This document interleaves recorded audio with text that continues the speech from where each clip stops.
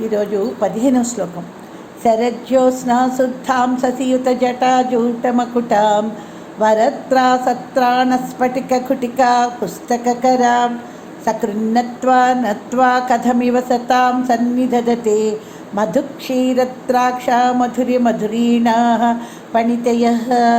శరజ్యోత్స్నా, శరదృతువులో వెన్నెలలాగా, శుద్ధాం స్వచ్ఛంగా తెల్లగా ప్రకాశమైన వెలుగొండేది, శశియుత చంద్రవంకతో కూడినది, జటాజూట కేశపాసములే మకుటాం కిరీటంగా కలిగినది, వరద త్రాసత్రాణ వరద అభయముద్రలు కలిగింది, స్ఫటిక ఘటిక స్ఫటికాలతో చేయబడిన అక్షమాల, పుస్తకము, కరాం చేతి అందున్నది, త్వా అట్టి నిన్ను, సకృన్నత్వ ఒక్కసారి నమస్కరించిన, సతాం బుద్ధిమంతులకు, మధు తేనె, క్షీర పాలు, ద్రాక్ష పండ్ల, మధురిమ తీయదనం, ధురీణాః కలిగినట్టి, ఫణితయ వాక్ రచనా సామర్థ్యాలు, కథమివ ఏ రీతిగా, సన్నిధదతే సమకూరకుండా ఉంటాయా.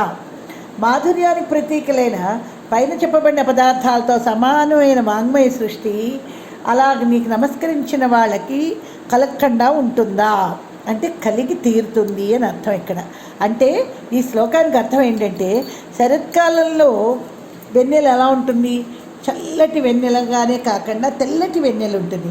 శరత్కాలమునందు వెన్నెల, ఆ వెన్నెలని పోలిన శుద్ధమైన శరీరము కలదానువు, పిల్ల జాబిల్లితో కూడిన జడముడి ఉన్న కిరీటము కలదానువు, సకలాభీష్టములను తీర్చే వరముద్రను, భయాన్ని పోగొట్టే అభయముద్రను, స్ఫటికమణులతో కూర్చున్న అక్షమాలను, విద్యారూపమైన పుస్తకమును, హస్తములను ధరించి అలా ఉన్న నిన్ను గురించి ఒక్క పర్యాయమైన నమస్కరించిన సజ్జనులకు తేనె, ఆవు పాలు, ద్రాక్షాఫలముతో సాటి వచ్చే మధురమైన వాక్శుద్ధి, మధుర వాక్కులు ఏ విధంగా ప్రాప్తించకుండా ఉంటాయి అని దీని అర్థం. అంటే దీనిలో సారస్వత ప్రయోగం ఉపదేశింపబడింది. శ్రీదేవి పంచదశాక్షర మంత్రంలో మొదటి ఖండం ఏమిటి అంటే వాగ్భవకూటం. దాన్నే శ్రీదేవి స్వరూపంగా జపిస్తాం మనం. అంటే జపించుట, ధ్యానించుట, నతి చేయుట, ఈ మూడు ఇందులో చెప్పారు. అంటే ఒక్కసారి అంటే జపించడం, జపం చేసిన తర్వాత దాన్ని ధ్యానించడం, తర్వాత నతి చేయుట. అంటే ఆ రూపాన్ని మొక్కిన వారికి మధు క్షీర ద్రాక్షాపాక కవిత్వం అబ్బుతుంది. అలా చేయని వారికి ఆ భాగ్యం లేదని, కవితా సామర్థ్యం అనేది ఉపాసించబడినప్పుడు మాత్రమే వస్తుందని ఇక్కడ చెప్తున్నారు. అంటే ఈ శ్రీదేవి ఈ వాంగ్మయ బీజం ఎలాంటిదంటే, ఈవిడ శ్రీదేవి క్రియాశక్తి స్వరూపిణి కాబట్టి 3 వేదముల ప్రథమాక్షరముల సంపుటీకరణమే ఈ ఐ, బిందు సంయుక్తమైన ఐం బీజమైంది అంటారు పండితులు. ఇదే వాగ్బీజం. దీన్ని జపిస్తే సర్వ విద్యా కవిత్వ లాభం. ఐం బీజం ఇంకొకటి కూడా దుర్గా నవాక్షర మంత్రం అంటారు. మహాకాళి బీజం ఇది. బాలమంత్రంలో కూడా మొదటి బీజం ఐం, ఇది సర్వ విద్యాప్రదం. కాళిదాస్ కూడా ఐం బీజాన్ని ఉపాసించి మహాకవి అయ్యాడు. ఈ రకంగా కాళిదాసు రచించిన లఘుస్తవం ఒకటి, ఇలాంటివి అన్నీ కూడా సుస్పష్టం చేస్తున్నాయి. శ్రీదేవి 4 హస్తాల్లో ఏమున్నాయి, 4 పురుషార్థాల సంకేతాలను ఆవిడ ధరించింది. వరముద్ర వలన సర్వజనుల సకల వాంఛితార్థాలని నేనే తీరుస్తాను, ఆ పని చేసేది నా హస్తం వరదహస్తం. అభయముద్ర ఏంటంటే, అందరికీ మీ భయాలు, అన్ని భయాలను నేను తొలగిస్తాను. సంసార భయమే కాకుండా మొత్తం అన్ని భయాలను నివారణ చేసి పునర్జన్మ రాహిత్యాన్ని నేనే కలిగిస్తాను అని చెప్పడం ఆ అభయముద్ర. ఇంకా జపమాల ఎందుకు ధరించింది అంటే, తానే జపరూప లక్షణం కదా, సర్వవిధ తపశక్తి ఒసిగేది తానే, ఆ ధ్యాన అవధి కూడా ఆవిడే. ఇంకా పుస్తకం ధరించడం వల్ల సర్వ విద్యాప్రద తానే అని చెప్తోంది. అంటే ఈ రకంగా ఉన్న తల్లిని మనస్ఫూర్తిగా త్రికరణశుద్ధిగా ఎవరైతే ధ్యానిస్తారో, ఎవరైతే నమస్కారం చేస్తారో, ఒక్కసారి నమస్కరించినా అన్నారు, ఒక్కసారి నమస్కరించినా మీకు తేనె, ద్రాక్షారసం, పాలు వాటితోటి తూగగల కవిత్వ ప్రతిభలు అనేవి వస్తాయి అంటున్నారు. అంటే జీవితంలో మేము చాలాసార్లు నమస్కారం చేస్తున్నామండి, మాకెందుకు రాలేదండి అంటే, ఒక్కసారి నమస్కరించడం అంటే ఏంటి, త్రికరణ శుద్ధిగా నమస్కరించడం. అంటే మనస వాచ కర్మణ ఆవిడ్ని ఒక్కసారి ఈ రకంగా మనం ధ్యానిస్తే ఎలాగా, ఒక చేతిలో వరదముద్ర, ఇంకో చేతిలో అభయముద్ర, పుస్తకం, స్ఫటికమాల ధరించిన ఆవిడ్ని జటాజూటంతో చంద్రలేఖతో విరాజిల్లి తెల్లటి వస్త్రంతో తెల్ల కాంతులు విరజిమ్మే ఆ తల్లిని ఎవరైతే ఒక్కసారి స్మరించి ధ్యానించి ఆవిడిని మనసులో దృష్టిలో పెట్టుకొని మనస వాచ కర్మణ త్రికరణ శుద్ధిగా ఆవిడికి ఒక్కసారి నమస్కరించిన ద్రాక్షారసంతో, తేనెతో, పాలతో, ఆవు పాలతో సమానమైన మాధుర్యం ఉన్న కవిత్వ సంపత్తి, అలాగే వాంగ్మయ సంపత్తి, జ్ఞాన సంపత్తి కలిగిస్తుంది. వరద అంటే కోరిని కోరికలు తీరుస్తుంది, అభయాన్ని కూడా ఇస్తుంది అని ఇక్కడ శంకరాచార్యులు వారు చెప్తున్నారు. అంటే శరత్కాలంలో వెన్నెల్లా స్వచ్ఛమైన శరీరంతో, లేత జాబిల్లితో కూడి ఉన్న జడముడి, కిరీటం సకలాభిష్టాలను తీర్చే వరముద్ర, భయాన్ని పోగొట్టే అభయముద్ర, స్ఫటికమణులతో చేసిన అక్షమాల, విద్యా సంకేతమైన పుస్తకాన్ని చేతుల్లో ధరించి నీకు నమస్కరించిన వారికి ఎలా నమస్కరించాలి, ఒక్కసారి ఎలా నమస్కరించాలి, త్రికరణ శుద్ధిగా నమస్కరించాలి. అంటే మనసా వాచా కర్మణ నిన్ను ఆ రకంగా ధ్యానం చేస్తే, ఒక్కసారి నిన్ను అలా ఆరాధిస్తే వాడికి తీయని తేనెలాంటి, తీయనైన ద్రాక్షాపాకం లాంటి రుచి అయిన, మధురమైన వాక్ సంపద అనేది వస్తుంది. ఈ శ్లోకంలో ఏం చేశారు గురువుగారు? సారస్వత ప్రయోగం ఉపయోగిస్తున్నారు. ఐం అనేది వాగ్బీజం. ఈ బీజాన్ని ఉపాసన చేసిన వారికి కంపల్సరీ మధురమైన కవిత్వం చెప్పే శక్తి వస్తుంది అంటున్నారు. దీనికి నిరూపణగా దేవి భాగవతంలో ఒక కథ ఉంది. ఆ కథ ఏంటంటే, పూర్వకాలం కోసల దేశంలో దేవదత్తుడు అనే బ్రాహ్మణుడు ఉండేవాట. అతడు గొప్ప పండితుడు, భగవత్ చింతన ఎంతే ఉంది. అతడు చాలా కాలం సంతానం కలగలేదట. అందుచేత ఏం చేశాడు ఆయన? పండితులతో ఆలోచించి తమసా నదీ తీరంలో పుత్ర సంతానం కోసం యాగం చేయడం ఆరంభించాట. ఈ యాగానికి వేదాంగవేత్త అయిన సుహోత్రుడు బ్రహ్మ, యాజ్ఞవల్కుడు అధ్వరుడు, దేవగురువైన బృహస్పతి హోత, గోబిలుడు అనే పండితుడు ఉద్గాత, సమర్థులైన బ్రాహ్మణోత్తములు ఋత్వికులు. ఉద్గాత అంటే యాగం చేస్తున్నప్పుడు సామగీతాలని గానం చేసేవాడు. గోబిలుడు సామగీతాన్ని మంచి స్వరంతో గానం చేయగలుగుతా. ఆ గానానికి దేవతలే ముగ్ధులైపోయేవాళ్ళట. గోబిలుడిని అన్ని విధాలా ప్రశంసించేవాళ్ళట. ఆ విధంగా గానం చేయగలిగే గోబిలుడిని అతను పెట్టుకున్నాడు. ఈ విధంగా యాగం జరుగుతూ ఉంటే ఒకనాడు గోబిలుడికి ఆ సామగానం చేస్తుంటూ ఊపిరి పట్టేసిందట. దాంతో స్వరం తప్పింది. అది గమనించిన దేవదత్తుడికి కోపం వచ్చింది. కోపం వచ్చి నిగ్రహించుకోలేక ఏమన్నాడంటే, ఓరి మూర్ఖుడా, పుత్ర సంతానం కోసం నేను యాగం చేస్తూ ఉంటే నువ్వు తప్పు స్వరం పలికేవు, యాగ పవిత్రతను పోగొట్టావు, నా కోరిక సఫలం కాకుండా చేశావు అని బాగా తిట్టాట. ఆ మాటలకు గోబిలుడు మండిపడిపోయి, ఇంతవరకు నేను ఒక్క తప్పు కూడా లేకుండా దేవతలు కూడా మెచ్చుకునే విధంగా సామవేదాన్ని గానం చేశాను. ఊపిరి పీల్చడం అనేది ప్రాణులకు ముఖ్యమైన విషయం కదా, శ్వాసలో తేడా వచ్చి తప్పు దొల్లింది, అంత మాత్రానికే నన్ను మూర్ఖుడు అంటావా? నీకు మూర్ఖుడైన కొడుకే పుడతాడు అని చెప్పించేట. ఆ శాపాన్ని వినగానే దేవదత్తుడి కోపం మొత్తం కరిగిపోయింది. ఒక్కసారి ఒంటి మీద తెలివి వచ్చింది. తన తొందరపాటు చర్యకి విచారించాడు. గోబిలుడికి నమస్కరించి, అయ్యా, చాలా పొరపాటు జరిగిపోయింది. మంచి కుమారుడు కలగడేమో అన్న బాధతో మిమ్మల్ని నిందించాను, కానీ ఇంకా వేరే ఉద్దేశం ఏమీ లేదు. చదువురాని కొడుకు ఉండే కంటే అసలు లేకుండకపోతేనే మేలు. చదువు లేని వాడి కంటే మర్యాదే ఉండదు. అతడు 2 పాదాలు ఉన్న పశువులాగా అందరూ వాడిని చాలా అవమానిస్తారు. అతడు కర్మధుడు, విద్యాశూన్యుడు అయిన బ్రాహ్మణుడు ఏ రాజ్యంలో ఉంటాడో అలా చోట పండితులు ఉండరాదని శాస్త్రాలు కూడా చెప్తున్నాయి. మూర్ఖుడు, విద్యాహీనుడు అయిన బ్రాహ్మణుడికి ఏ వస్తువు ఎవరు దానం కూడా చేయరు. ఒకవేళ తప్పనిసరిగా ఇవ్వవలసి వస్తే ఏమి సరుపట్టడನ್ನು వరకే పెట్టి పంపించేస్తారట. పితృకార్యాల్లో కూడా విద్యావిహీనుడిని భోక్తగా పిలవరు. ఇన్ని రకాలుగా అయోగ్యుడైన పుత్రుడు నాకు ఎందుకయ్యా? అలాంటి కుమారుడికి తండ్రి అయ్యే కంటే ప్రాణత్యాగం నేను చేస్తాను అని ఏడ్చాడట. ఆ మాటలు, ఆ దుఃఖం చూడగానే గోబిలుడి మనసుకు పూర్తిగా కరిగిపోయింది. దేవదత్తుడు తొందరపడ్డల్లో అర్థం ఉంది, కానీ తను మహర్షి కదా, వేదాధ్యయనం చేసినవాడు, తాను తొందరపడకుండా ఉండాల్సింది, పొరపాటు జరిగిపోయింది అని చింతించి, దేవదత్త దుఃఖించకు, నీ కుమారుడు చదువులేని మూర్ఖుడే అయినా కొంతకాలానికి పరమేశ్వరి మహిమ వల్ల మహాపండితుడు అవుతాడు సుమా అన్నట్ట. యాగం పూర్తయింది.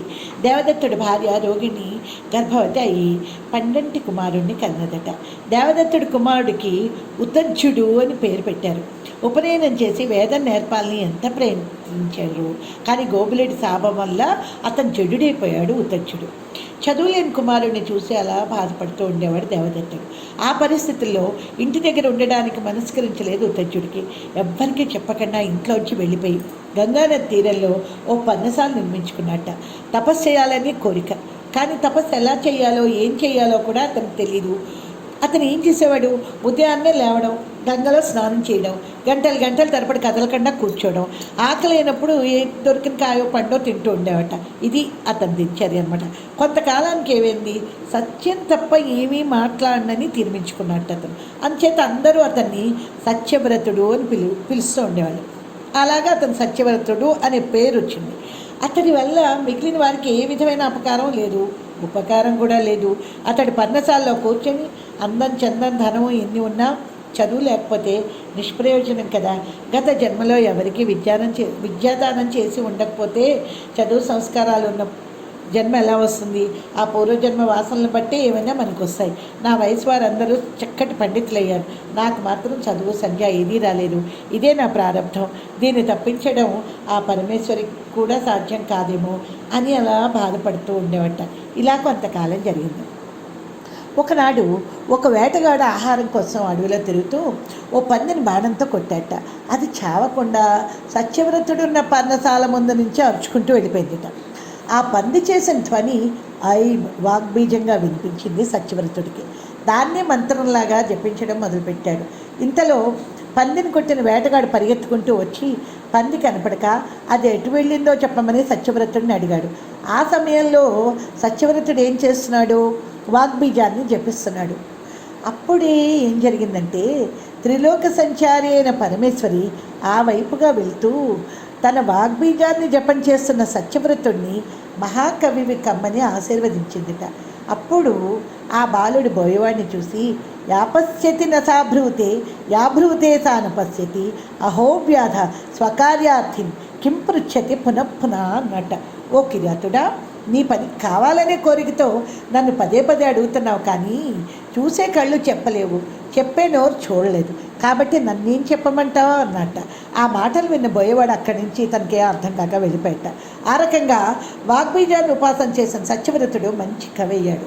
కాబట్టి ఈ వాగ్బీజానికి ఉన్న ఉపాసనా శక్తి అది. బాలమంత్రంలో మొదటి అక్షరం వాగ్బీజమైన అహంకారం, రెండవది కామరాజ్ బీజం, మూడవది శక్తి బీజం. ప్రణవం అంటే ఓంకారం అని చెప్పుకున్నాం కదా, దీనికి వాగ్బీజమైన అహంకారమే వదనం అని చెప్తారు పండితులు. తర్వాత ఈ వాగ్బీజం గురించి ఇంకా ఏం చెప్తారంటే, చంద్రబింబంలో ఈ శ్వేతవర్ణం కలది. అంటే మనం ఒకటి గుర్తుపెట్టుకోవాలి, మన ఋషులు ఎంత గొప్పవాళ్ళు అంటే అక్షరాలకు ఉన్న రంగుల్ని, వాటి కళల్ని, వాటి కాంతుల్ని కూడా వాళ్ళు చక్కగా రీసెర్చ్ ఒక సాధన ద్వారా దర్శించి చెప్తున్నారు. ఇది కూడా, ఈ విషయాలు కూడా దూర్వాస మహర్షి చెప్పిన దేవీ మహిమ్న స్థుతిలో దూర్వాసులు వారు చెప్పిన ఆ విషయాల నుంచి ఇక్కడ మీకు నేను చెప్తున్నాను. ఆ దేవీ మహిమ్న స్థుతిలో శ్లోకంలో వర్ణించినవే ఇవి. అతను చెప్పిన ప్రకారం వాగ్బీజం చంద్రబింబం వలె శ్వేతవర్ణం కలది. అది తన ప్రసారము లేదా వ్యాప్తి చేత మనకేమిస్తుంది అంటే, వేదాల్లాంటి విద్యలని, సకల వాక్కులని, సకల భాషలని, సకల ఛందస్సులని, సప్తస్వరాలని, తాళాలని, పంచవిధ ధ్వనులని మనకి ఇస్తోంది. అక్షరాలని, పదాలని, వాక్యాలని, శాస్త్రాలని కూడా ప్రకాశింపజేస్తోంది. అటువంటి నీ రూపమే అయిన వాగ్బీజాన్ని ఉపాసిస్తున్నాను తల్లి అంటారు. ఈ శ్లోకంలో మనకి దూర్వాసుల వారు ఇందులో దేవీ మహిమ్న స్థుతిలో, అలాగే లలితా రహస్యోపనిషత్తులో కూడా ఈ వాంగ్మయానికి సంబంధించిన ఈ వాగ్బీజాన్ని గురించిన విషయాలు ఉన్నాయి. ఇది ఎలాంటిదంటే, వాగ్బీజం తత్వం వికారాలు ఎలాంటిది లేనిది, సత్య జ్ఞానానందమయమైంది, పరిపూర్ణమైంది, సనాతనంగా ఉన్నది, ఏకమై ఉన్నది, రెండవది లేనిది. అంటే ఇవన్నీ లక్షణాలు దేనికండి ఉండేది? పరబ్రహ్మ స్వరూపానికే కదా. కాబట్టి ఈ పరబ్రహ్మ స్వరూపమైన వాగ్బీజాన్ని మనం కానీ ఆరాధిస్తే మనకి మొత్తం వాంగ్మయానికి సంబంధించిన ఆ జ్ఞానం అంతా మనకి ఆ దేవి ప్రసాదిస్తుంది అని ఇక్కడ చెప్తున్నారు. అలాగే ప్రళయం వచ్చినప్పుడు ఏమవుతుంది, జగత్తంతా నాశనం అయిపోతుంది కదా. ఆ సమయంలో కర్మక్షయమైన జీవరాశి అంతటికీ మోక్షం లభిస్తుంది. కానీ కర్మక్షయం కాకుండా ఉన్న జీవరాశి ఏమవుతుంది, తమ కర్మను తమతోటి మూట కట్టుకొని మాయలో కలిసిపోతుంది. అప్పుడు ఏమవుతుందంటే ఇక్కడ మనం ఒక విషయం బాగా గుర్తుపెట్టుకోవాలి. భూమి జలంలో కలిసిపోతుంది, జలం అగ్నిలో కలిసిపోతుంది, అగ్ని వాయువులో కలిసిపోతుంది, వాయువు ఆకాశంలో కలిసిపోతుంది, ఆకాశం అహంకారంలో కలిసిపోతుంది, అహంకారం మహాతత్వంలో, మహాతత్వం అవ్యక్తంలో లీనమైపోతాయి. ఇదే ప్రళయం అంటే. ఆ అవ్యక్తమే మాయ అంటారు దాన్ని. ఆ రకంగా పంచభూతాలను జీవరాశిని తల్లో లీనం చేసుకున్న మాయ అనబడే ఆ అవ్యక్తం ఆ పరమేశ్వరిలో కలిసిపోతుంది. అప్పుడు ఎవరున్నారు, పరమేశ్వరే కదా ఉంది. అదే ఇప్పుడు మనం చెప్తున్న సృష్టి ప్రారంభానికి ముందున్న నిరాకారమైన పరమేశ్వరి. సృష్టి ఆవిర్భావానికి ముందు జగత్తును అంతటినీ తనలో నిక్షిప్తం చేసుకున్న ఆ పరమేశ్వరి రూపం ఒక్కటే ఉందని ఇప్పుడే చెప్పుకున్నాం కదా. ఆ పరమేశ్వరి ఇప్పుడు సృష్టి చెయ్యాలి అనుకుంది. సృష్టి ఎందుకు చెయ్యాలనుకుంది, తన లీలా వినోదం కోసం మాత్రమే కాదు. ప్రళయం సంభవించినప్పుడు కర్మక్షయం కాకుండా ఆ కర్మతో పాటు తనలో లీనమైపోయిన జీవులన్నిటికీ కర్మక్షయం చేసి వాటికి కూడా మోక్షం కల్పించాలనే ఒక ఉద్దేశంతో సృష్టి చేయాలనుకుంది. అప్పుడు సృష్టి ప్రారంభమైంది. అప్పుడు ఏమైంది అంటే నిరాకారంగా ఉన్న పరమేశ్వరు నుంచి సత్వగుణ ప్రధానమైన అవ్యక్తం ముందు బయటకు వచ్చింది. దాన్ని ఏమంటారు, మాయ అంటారు. ఇది మొదటిది. ఈ మాయ ఎవరి అధీనంలో ఉంటుంది, పరమేశ్వర అధీనంలోనే ఉంటుంది. దీనివల్లనే సృష్టి స్థితి లయాలు అన్నీ జరుగుతున్నాయి. ఇప్పుడు ఆ అవ్యక్తం నుంచి రజోగుణ ప్రధానమైన మహాతత్వం రెండవది వచ్చింది. అంటే ముందు ఏమొచ్చింది, మాయ వచ్చింది. రెండోది మహాతత్వం వచ్చింది అవ్యక్తం నుంచి. దీన్నే ఏమన్నారు, హిరణ్య గర్భుడు అన్నారు. ఆ మహాతత్వం నుంచి తమోగుణ ప్రధానమైన అహంకారం వచ్చింది. దాన్ని ఏమన్నారు, విరాట్ రూపం అన్నారు. అంటే మాయ తర్వాత మహాతత్వం, విరాట్ రూపం, ఈ మూడు వచ్చాయి. అహంకారం నుంచి ఏమొచ్చిందంటే ఇప్పుడు మూడింటి నుంచి ఎలా వచ్చాయి అన్నది చూడాలి మనం. అహంకారం నుంచి నామరూపాత్మకమైన జగత్తు ఆవిర్భవించింది. అంటే ముందుగా రూపాత్మక జగత్తు, ఆ రూపాత్మక జగత్తు అహంకారం నుంచి ఏంటవి, పంచభూతాలు సూక్ష్మ రూపాలైన తన్మాత్రలు వచ్చాయి. అవే స్పర్శ శబ్ద స్పర్శ రూపరసగంధాలు. వాటి నుంచి పంచభూతాలు వచ్చాయి. పంచభూతాల్లో ముందుగా ఏం పుట్టింది, ఆకాశం. ఆకాశం నుంచి వాయువు, వాయువు నుంచి అగ్ని, అగ్ని నుంచి జలం, జలం నుంచి భూమి, భూమి నుంచి ఔషధులు, ఔషధుల నుంచి అన్నం పుట్టాయి. ఈ రకంగా రూపాత్మకమైన జగత్తు వచ్చేసింది. ఫస్ట్ అహంకారం నుంచి నామరూపాత్మకమైన జగత్తు వచ్చిందన్నాం కదా. ముందు మనం రూపం ఏమిటి, ఆ రూపాత్మకమైన జగత్తు గురించి చెప్పుకున్నాం. ఇప్పుడు ఇక నామాత్మకమైన జగత్తు ఎలాంటిది అంటే అవ్యక్తం నుంచి ముందుగా ఏంటి పుట్టింది, ఓంకారం పుట్టింది. ఓంకారం నుంచి అకారం, ఉకారం, అకారాలు పుట్టాయి. వాటి నుంచి అక్షర సముదాయం మొత్తం వచ్చింది. అక్షరాల నుంచి పదాలు, పదాల నుంచి వాక్యాలు, మంత్రాలు, వేదాలు, శాస్త్రాలు, పురాణాలు, ఇతిహాసాలు, సంగీతం, సాహిత్యం వచ్చాయి. ఈ రకంగా నామాత్మకమైన జగత్తు అనేది ఏర్పడింది. అంటే నామరూపాత్మకమైన జగత్తులో ఈ అహంకారం నుంచి వచ్చేవి. రూపాత్మకమైన జగత్తు ఏమిటి అన్నది పంచభూతాలు, తన్మాత్రలు, ఇవన్నీ ఔషధులు, ఇవన్నీను. ఇంకా నామాత్మకమైన అంటే మొత్తం వాంగ్మయం ఓంకారంలోంచి వచ్చిందంతా. నామాత్మక జగత్తు అంటే మళ్ళీ వాగ్భవ బీజమైన అహంకారమే కదా. అందుకే దూర్వాసుల వారు వాగ్భవ బీజం సాక్షాత్తు నీ రూపమే అంటున్నారు. అయితే దీంట్లో ఈ వాగ్భవ బీజంలో ఏముందంటే దూర్వాసులు ఏం చెప్తున్నారంటే దీంట్లో రాగం, తాళం ఉన్నాయంటున్నారు. ఇక్కడ పంచవిధ ధ్వనులు అని కూడా ఉన్నాయంటున్నారు. అంటే మన సౌండ్ని ఇక్కడ అంటే ఈ ధ్వనుల్ని 5 రకాలుగా విభజించారు. అవి తతము, ఘనము, అనాహతము, అనర్థము, సుషిరము. తతం అంటే ఏంటంటే సంగీత సాధనలో చేసే ఆలాపన అంతా తతం అంటారు. అంటే విస్తారంగా నిలివి చేయబడి ఉంటుందన్నమాట. అలాగ సంగీతంలో ఆలాపనలు చేస్తూ ఉంటాం కదా, అవన్నిటిని తత్వం అంటారు. ఘనం అంటే దృఢంగా ఉండేది, అంటే అధికంగా ఉండేది. అంటే వీణా మొదలైన వాద్యాల నుంచి వచ్చే ఆ ధ్వనిని ఏమంటారు, ఘనం అంటారు. అనాహతం అంటే అవయవ స్పర్శ లేకుండా వచ్చే ధ్వనిని అనాహతం అంటారు.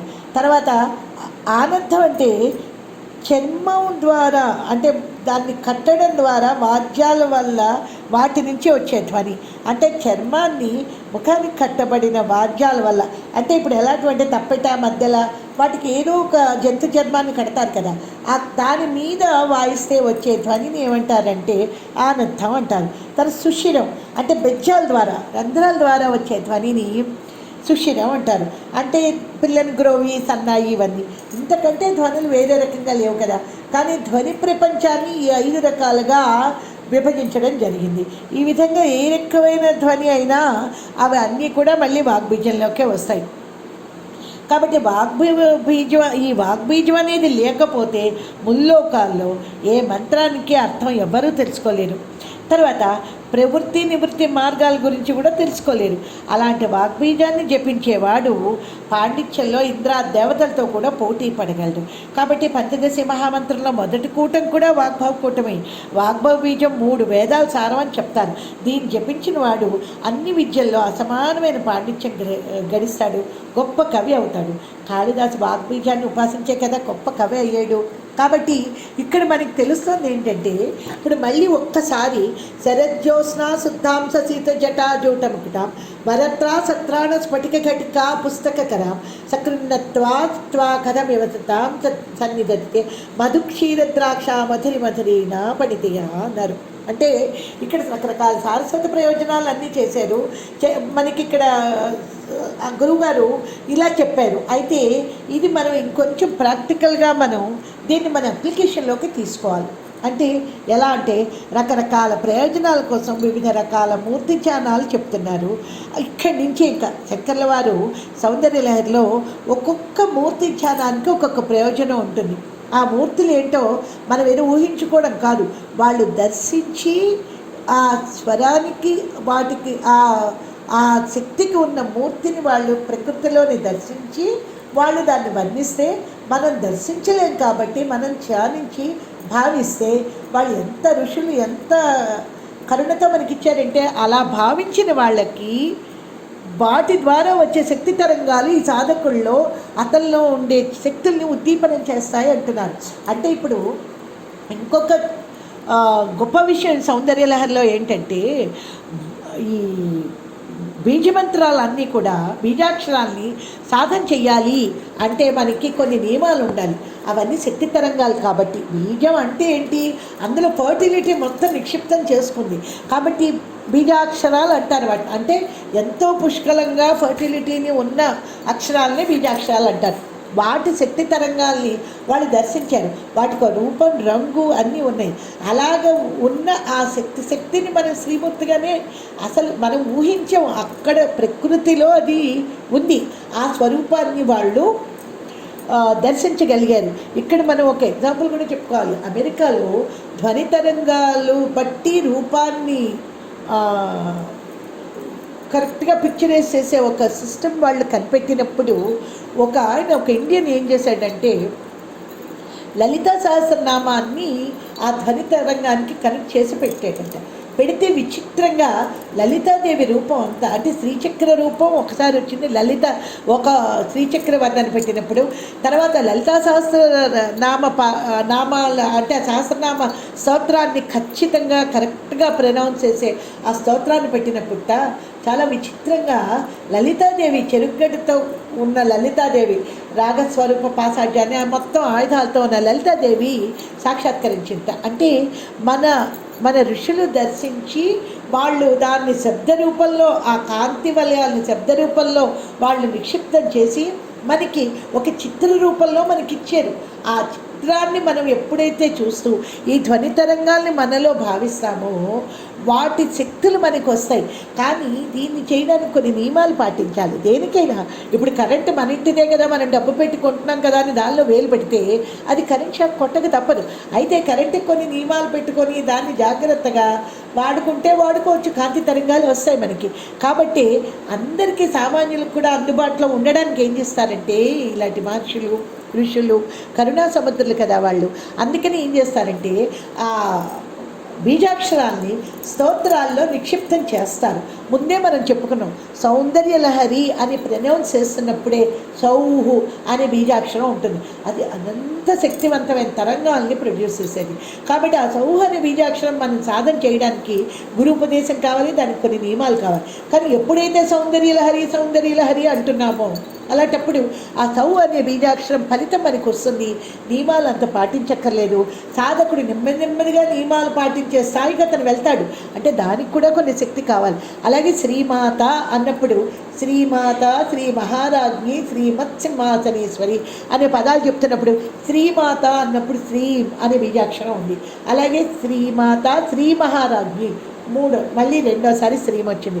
శ్రీమత్సింహాసనేశ్వరి మళ్ళీ మూడోసారి కూడా శ్రీం వచ్చింది. అంటే లలితా సహస్రనామం ముందే మొదలు పెట్టగానే శ్రీ బీజంతో మొదలుపెట్టారు. కాబట్టి అందుకే లలితా సహస్రనామం కానీ ఏ స్తోత్రమైనా చేసే ఫలితాలు వస్తాయంటే సౌండ్ బట్టి ప్రకృతిలో ఉండే వనరులు నిన్ననే మనం చదువుకున్నాం. అమ్మవారి సాధన అనేది చేస్తూ ఉంటే సానుకూలం అవుతాయి మనకి. అంటే ఈ సాధనలో అమ్మవారు మనకి వశం చేసి అంటే మనలో ఉండే బలహీనతల్ని మొత్తం ప్రక్షాళన చేయడమే కాకుండా మన బలహీనతల్ని మనం తెలుసుకోవాలి. ముందు తెలుసుకొని వాటిని తొలగించుకునే జ్ఞానం ఆవిడే ఇస్తుంది. తర్వాత తొలగించుకోగానే యోగ్యతలు మనకు వస్తాయి. యోగ్యతలు రాగానే మనకి చక్కగా మనకి కావాల్సిన ఉన్నత స్థాయి మనం కోరుకున్నది వచ్చి ధర్మార్థ కామ మోక్షాలే కదా ఏ వ్యక్తికైనా కావాల్సింది. కాబట్టి ధర్మం, అర్థం అంటే ఇక్కడ డబ్బు ఒక్కటే కాదు, ప్రయోజనం. దేని వల్లనైనా ఎలాంటి ప్రయోజనం పొందాలని ఒక పాజిటివ్ యాటిట్యూడ్. అంటే ఒక కష్టం వచ్చింది, ఆ కష్టం అని మనం అనుకుంటాం. కానీ అమ్మవారి సాధకుడు ఏమనుకుంటాడు, దాన్ని తన అభివృద్ధికి మెట్టుగా ఎలా ఉపయోగించుకోవాలి. అంటే ఫెయిల్యూర్ అనే మాట మన హిందూ సంస్కృతి కాదది. ఫెయిల్యూర్ అంటే నువ్వు ఫెయిల్ అయిపోయావో పక్కకి వెళ్ళని, అలా కాదు. నువ్వు లోపాలని ఎంచి ఆ లోపాలను సరిదిద్దుకోమని చెప్పే సూచనే మనం చేస్తాం తప్ప నువ్వు లోపాలతో ఉన్నవాడు అని ఎవరికి చెప్పదు హిందూ మతం. కానీ ఇక్కడ ఇది పాజిటివ్ యాటిట్యూడ్. అంటే మనం ఒకటి సరిగ్గా చెయ్యలేకపోతే కారణాలు ఏమిటి అని విశ్లేషణ చేయించుకుంటాం. సరిగ్గా చెయ్యకపోతే ఎందుకు అది ఫలితం రాదు. ఫలితం రాకపోతే అది ఫెయిల్యూర్ కాదు, మనకి ఒక రకమైన ఉత్తేజకరమైన ఒక విషయాన్ని మనకి అది బోధిస్తుంది. ఏమిటది, నువ్వు ఎక్కడో తప్పు చేసావో ఆ పొరపాటు దిద్దుకో అనే హెచ్చరికే అది. అలా దిద్దుకుంటూ మనలో ఉండే బలహీనతల్ని మనం తొలగించుకుంటూ ఉన్నతికి వెళ్ళే ఆ వాంగ్మయ సంపద, ఆ బుద్ధి రావాలి మనిషికి. అలాంటి ప్రయోజనాల్ని ఈ శారదాదేవి అలాగే లక్ష్మి, అంటే ఈ లక్ష్మి కూడా అలాంటిదే. బుద్ధి కూడా ఒక లక్ష్మి ద్వారా ఇలాంటి బుద్ధి ఉంటే ఐశ్వర్యం, వనరులు అన్నీ సమకూరుతాయి. ఉన్న వనరులే మనం ఉపయోగించుకోలేనప్పుడు ఇంకా లేని వాటి గురించి ఆలోచన ఏంటి. మనకి భగవంతుడు ఇచ్చేవి ఏమిటి, అసలు అందరికీ సమానంగా ఇచ్చేది. వాడిలో శక్తి ఇస్తుంది, తర్వాత కాలాన్ని ఇస్తుంది. ఈ శక్తిని కాలాన్ని రెండింటినీ సమంగా ఉపయోగించుకొని మిగిలినవన్నీ వాడు తన బుద్ధితో సంపాదించుకోవాలి. ఈ బుద్ధి ఎవరు ఇవ్వాలి, మళ్ళీ అమ్మే ఇవ్వాలి. కాబట్టి ఆవిడని ఎలాగా ప్రార్థించాలి, శరత్యోత్స్న శుద్ధాం అని శ్లోకాన్ని ఇక్కడ ఇచ్చారనమాట. కాబట్టి ఇక్కడ మనం ఋషులు తమ శక్తితో దర్శించుకున్న రూపాలను మనం వీటిని గ్రహించుకున్నాం కదా. కాబట్టి వాళ్ళది దర్శనం, వాళ్ళు దర్శించి వర్ణించిన వాటిని మనం ధ్యానిద్దాం. వాళ్ళకి దర్శనం అయితే మనకి ధ్యానం అవుతుంది. అలా ఒక్కో రూపాన్ని ఆ వర్ణను బట్టి మనం ఒక్కసారి స్మరిస్తే ఒక్కో ప్రయోజనం ఉంటుంది. ఇక్కడ ఆ ప్రయోజనాలన్నీ చెప్తున్నారు. శ్రీ విద్యలో కానీ ఇతర మంత్రశాస్త్రాల్లో కానీ చెప్పబడిన ప్రయోజనాలన్నీ కూడా ఈ శ్లోకంలో మనకి మొదటి నుంచి శంకరాచార్యుల వారు సౌందర్యలహరిలో చెప్పుకుంటూ వస్తున్నారు. ఫస్ట్ దీన్నే సారస్వత ప్రయోగం అంటారు. ఈ సారస్వత ప్రయోగం అంటే సరస్వతీదేవి కృపను సాధించడానికి చేసిన ప్రయోగం. అందరికీ ఆవిడ కృప అవసరమే కదా. బుద్ధి పనిచేయాలంటే ఏముండాలి, సరస్వతి కటాక్షం ఉండాలి. బుద్ధి పనిచేస్తేనే కదా మనకి లౌకికమైన పారలౌకికమైన ఏమైనా విషయాలు మనం సాధించుకోగలుగుతాం. కాబట్టి ఏ జ్ఞానమైనా అంటే ఎంత డబ్బున్నా కూడా బుద్ధి కానీ పని చేయకపోతే దాన్ని ఉపయోగించుకోవడం తెలియకపోతే ఇంకా సంపద వల్ల మనకి ప్రయోజనం ఏంటి. కాబట్టి తెలివైన వాడు అమ్మవారిని ముందు ఏమిటి అడుగుతాడు అంటే, అమ్మ నాకు మంచి బుద్ధినివ్వు అంటాడు. నా బుద్ధి ఎప్పుడు శుభాలతో ఉండేటట్టుగా ఉండుగాక అంటాడు. శుభాలు అంటే పాజిటివ్గా ఉండేటట్టు ఉండుగాక. అది పెద్ద వరం అండి. అమ్మవారి నుంచి వచ్చే మొట్టమొదటి వరం ఏంటంటే పాజిటివ్ ఎనర్జీ, పాజిటివ్ వైబ్రేషన్. ముందు ఏదైనా సరే మనం శుభాల వైపే చూడాలి తప్ప ఆ చూసే దృష్టి మన వాంగ్మయంలో ఉంది. అది ఐంకార బీజంలో ఉంది. అది శారదాదేవి ఆవిడని ఆ వాగ్భవ కూటాన్ని ఆరాధించడం వల్ల మనకి వస్తుంది. అదే బుద్ధి అంటే. కాబట్టి అలాంటి బుద్ధి బాగుండాలంటే బుద్ధిని బాగు చేసే అమ్మ కావాలి కదా. బుద్ధిని బాగు చేసే అమ్మవారు ఎవరు? శారదాదేవి. అందుకే శారదాదేవిని వర్ణిస్తున్నారు ఇక్కడే. ఇది మంత్రమయ, ఇవన్నీ మంత్రమయమైన శ్లోకాలే అనుకున్నాం కదా. ప్రతి దానిలో కూడా బీజాక్షరాలు పెట్టారు అనుకున్నాం. కాబట్టి ఆ బీజాక్షరాలు నిన్నటి దాంట్లో కంచి కామాక్షి గురించి వర్ణించారు. ఈరోజు శారదాదేవి గురించి వర్ణిస్తున్నారు. శృంగేరి పీఠ దేవదేవుడ శరత్ అని ప్రారంభించి శృంగేరిలో స్థాపించబడిన ఆ తల్లిని వర్ణిస్తున్నారు. ఆయన దర్శించి వర్ణిస్తున్నారు. మనం ధ్యానించి భావిద్దాం.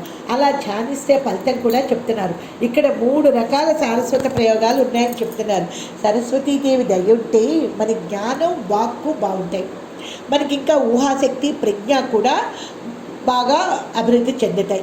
ముందుగా మనకి వాక్శుద్ధి కలుగుతుంది. సరస్వతి కృప కానీ ఉంటే ఏ విషయమైనా తెల్లంగా మనకు అర్థమవుతుంది.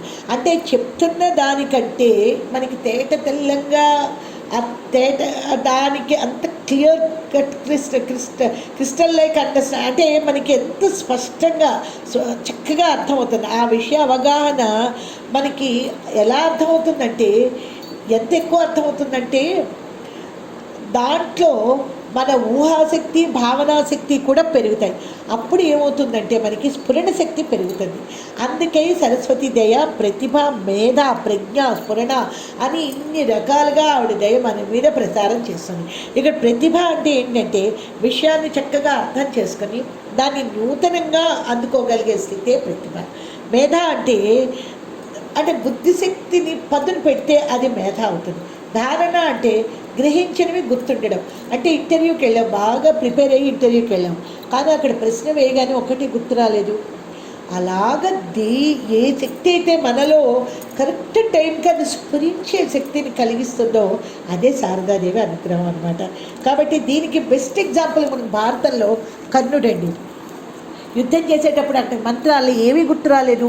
అప్పుడు శల్యుడిని అడిగితే ఏం చేస్తామయ్యా, అక్కడ ధర్మం, అక్కడ స్ఫురణ ఇచ్చే శక్తి, అక్కడ కృష్ణుడు కూర్చున్నాడు అర్జునుడి రథంలో, నీకెలా వస్తుంది, నువ్వు ధర్మం వైపు ఉంటే కదా అన్నట్టు.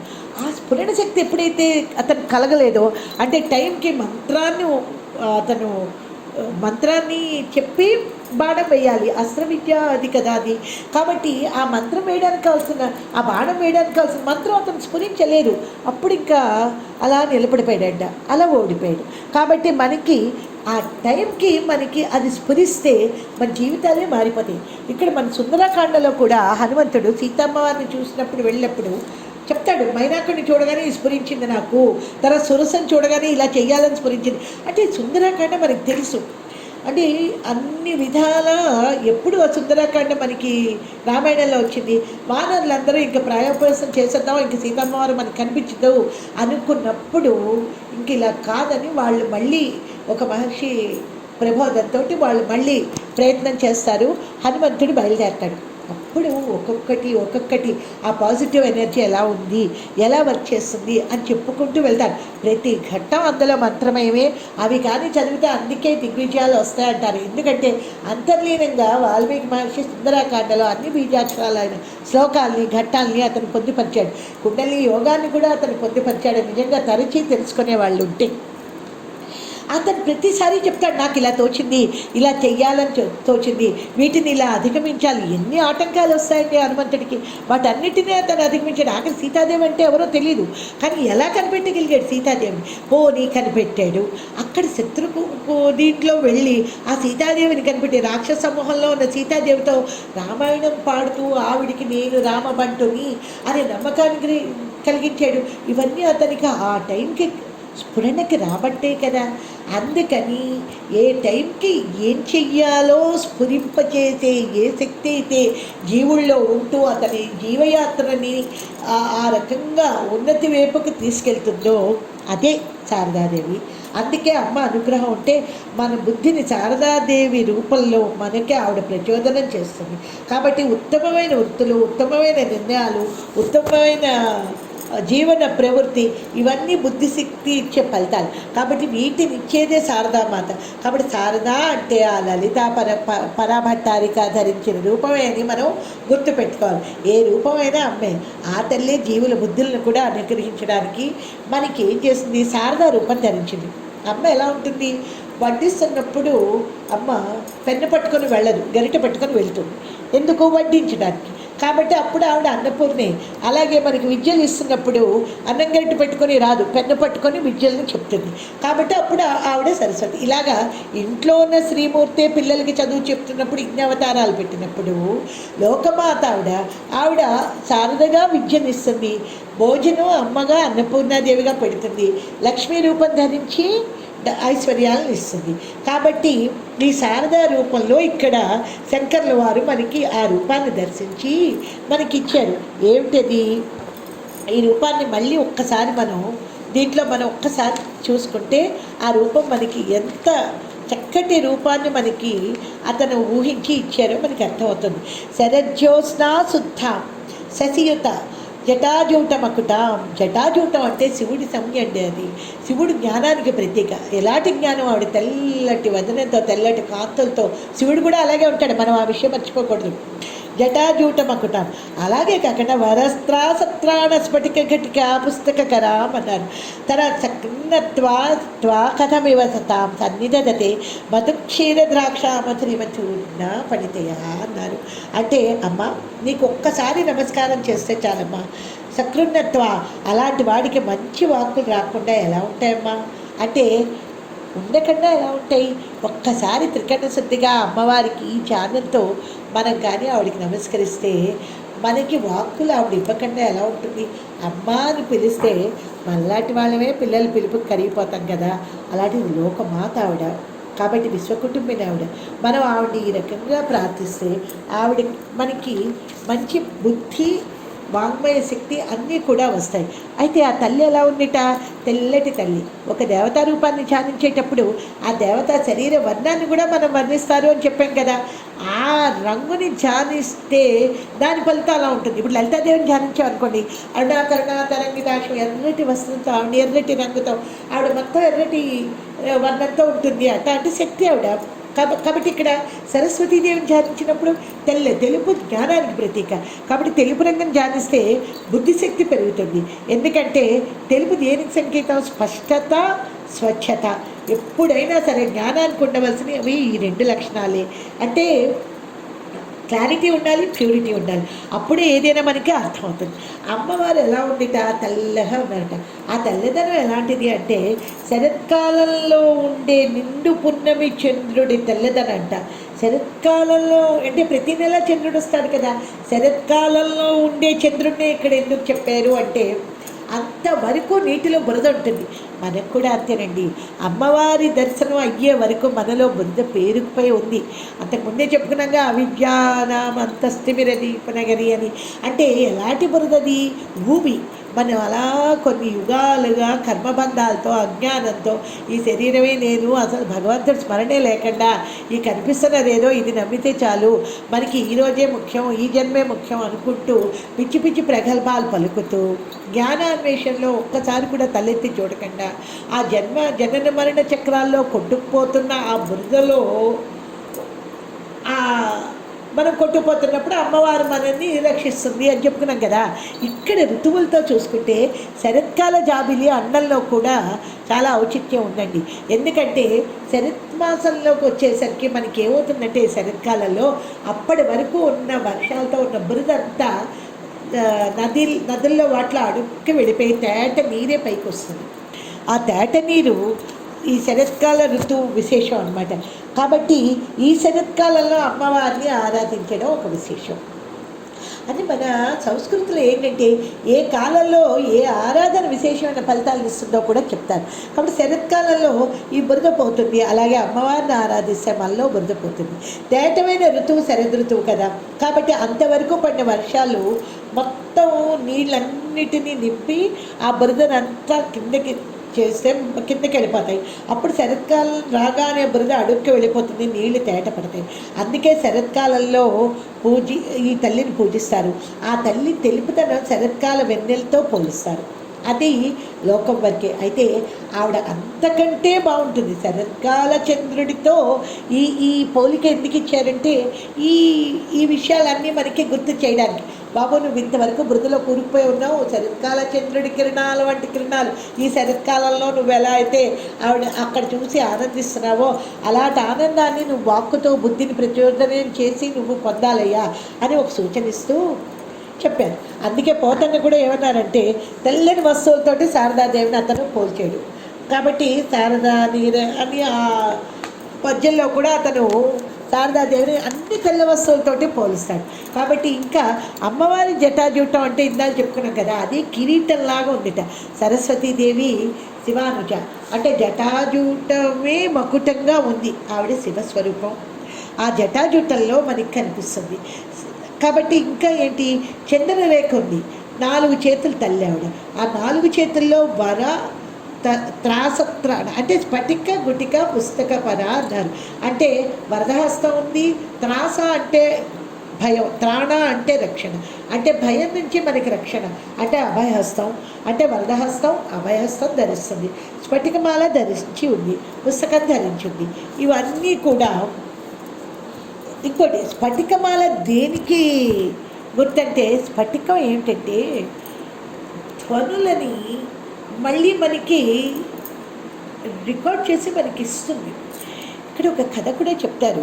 విష్ణు సహస్రనామాలు చదివినప్పుడు భీష్ముడు చెప్పినప్పుడు అక్కడ అందరూ ఉన్నారు కృష్ణుడితో సరిగ్గా ఉన్నప్పుడు, అరే ఇంత సహస్రనామాల స్తోత్రం మనం ఎవరు రాయలేదు, స్ఫురణలో కూడా ఉంచుకోలేదు మనం, మరి ఎలాగ ఈ స్తోత్రం మళ్ళీ మనం తీసుకోవాలి అంటే కృష్ణుడు చెప్పాట, సహదేవుడు చేయగలడు ఆ పని. ఎందుకంటే సహదేవుడి దగ్గర ఒక స్ఫటిక యంత్రం ఉంది. ఆ స్ఫటిక యంత్రాన్ని తెస్తే అతను ఇప్పుడు ధరించి ఉంటాడు, దాంట్లో ఈ ధ్వనులన్నీ నిక్షిప్తమై ఉన్నాయి. దాన్ని సరియైన విధంలో ధ్యానం చేస్తే ఆ ధ్వనులన్నీ మళ్ళీ అది రీప్రొడ్యూస్ చేస్తుంది. అంటే మనం ఇప్పుడు సీడీలాగా అనమాట. ఆ ధ్యాన ప్రక్రియ మనం ప్లగ్ పెట్టుకోవడం అనుకోవచ్చు, కరెంట్ కనెక్షన్. అప్పుడు ఆ విష్ణు సహస్రనామం భీష్ముడు చెప్పినవన్నీ మళ్ళీ వస్తే దాన్ని నిక్షిప్తం చేశాడు. కాబట్టి ఆ స్ఫటికమాల అంటే నీలో అది చాలా మన వాక్కులకి తల్లి కదా. మనలో ఉండే వేద విజ్ఞానమే మనకు వస్తుంది, అజ్ఞానం పోతే మిగిలేది వేద విజ్ఞానమే కదండి. కాబట్టి ఆ స్ఫటికమాల ధరించింది. పుస్తకం అంటే వీటిని మనం గ్రహించడానికి పుస్తకం అంటే గ్రంథం అనేది, చదువు అనేది కావాలి. కాబట్టి ఒక్కసారి ఆవిడికి నమస్కరిస్తే ఆ ఒక్కమారు ఎలాగా త్రికరణ శుద్ధిగా అంటే త్రికరణాలని ఒకటి చేసి ఆవిడికి నమస్కరిస్తే, అంటే మనసు మాట చేత కలిపి ఆవిడికి నమస్కరిస్తే ఆ తల్లి వాక్కునిస్తుంట. ఆ వాక్కులు ఎలా ఉంటాయి, మధు క్షీర ద్రాక్ష మధుర మధురీనా అన్నారు. ఏ మధు అనొచ్చుగా, తీయగా ఉంటాయి అనొచ్చుగా, లేదు క్షీర పాల్లాగా చక్క ఆవు పాల్లా తీయగా ఉంటాయి, కమ్మగా ఉంటాయి అనొచ్చు కదా, ద్రాక్షారసంలా ఉంటాయి అనొచ్చు కదా. 3 ఎందుకు చెప్పారు ఇక్కడ అంటే, తియ్యగా మాట్లాడడం ఒక కళ, దాన్ని మంచి మాట అనేది మనం ఎప్పుడు ఉంచుకోవాలి. దానికి ఉన్న విలువ ఇంత అంతా కాదు. కాబట్టి సర్వస్య కారణం వాక్కు అంటారు. అంటే మాట గురించి వేదం ఏం చెప్తుందంటే, వాక్కు మానవుడికి ఉన్న రసం, అంటే మాట మానవ సారం అంటాం వాక్కుని. అంటే ఆ మాటే మనిషి ఏమిటి అనే విషయం మనకు చెప్తుంది. అంటే ఆ మనిషి సంస్కృతి, వాడి చదువు, వాడి వ్యక్తిత్వం, ఇవన్నీ వాడి ఆలోచనలు అన్నీ కూడా ఆ వ్యక్తి మాటలోనే మనం గ్రహించవచ్చు. అందుకనే మంచి మాటని అడిగేవు అంటే అర్థం మంచి సంస్కారాన్ని అడిగేవు అని అర్థం. అలాగ మనం మంచి సంస్కారాన్ని, మంచి మాటల్ని వాగ్దేవిని అడగాలి. మన చదువు, సంస్కారం అది మన వాక్కుల్లో ప్రతిఫలిస్తాయి. కాబట్టి అందుకే ఆ వాక్కు మంచిగా ఉండే వాక్కు మనకి రావాలని, అలాంటి వాక్కే ఇక్కడ మొట్టమొదటిది ఏంటి మనకి చెప్పింది ఇందులోని అంటే, తియ్యగా ఉండే తేనెతో పోల్చేస్తాన్ని. అయితే ఆ వాక్కు మంచిగా ఉండడమే కాదు, నోరు బాగుంటే ఊరు బాగుంటుంది అంటారు కదా. కాబట్టి మధుమయంగా ఉండాలి, అంటే తేనెలాగా ఉండాలి. అంటే ఎలాగా అంటే ఆ తియ్యటి మాటలు ఎలా ఉండాలంటే ఎంతసేపు వినాలనిపిస్తూ ఉండాలి. అంటే మధువు క్షీరం, ఇక్కడ ద్రాక్ష అంటే వీటి తీపిదనంకి సాటైన పలుకుల్ని మనకిస్తుంది.